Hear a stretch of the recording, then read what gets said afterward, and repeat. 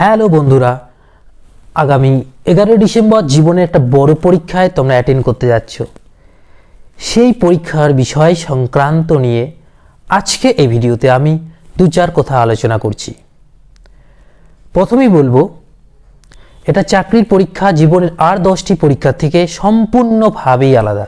তাই একটু চেষ্টা করবে নিজেকে নতুনভাবে, নতুন পরিবেশে মানিয়ে সুন্দরভাবে নিজের অভিজ্ঞতা, নিজের বুদ্ধিকে কাজে লাগিয়ে পরীক্ষা দেওয়ার।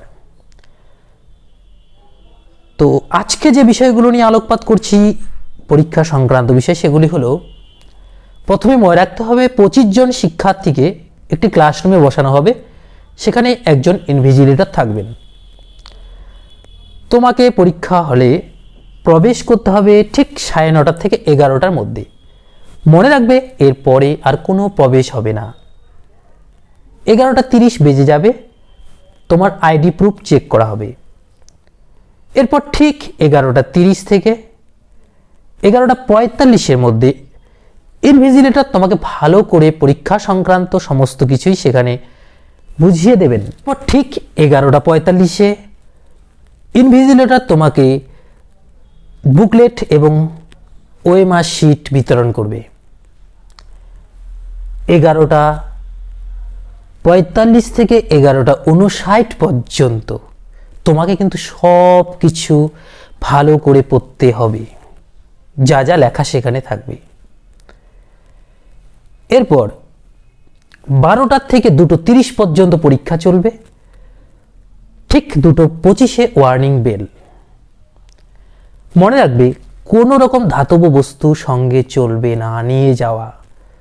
ধাতব বস্তু বলতে তোমার হাত ঘড়ি, তোমার বেল্ট, কোনো আংটি, এরকম কোনো জিনিস সঙ্গে নিয়ে যেতে পারবে না।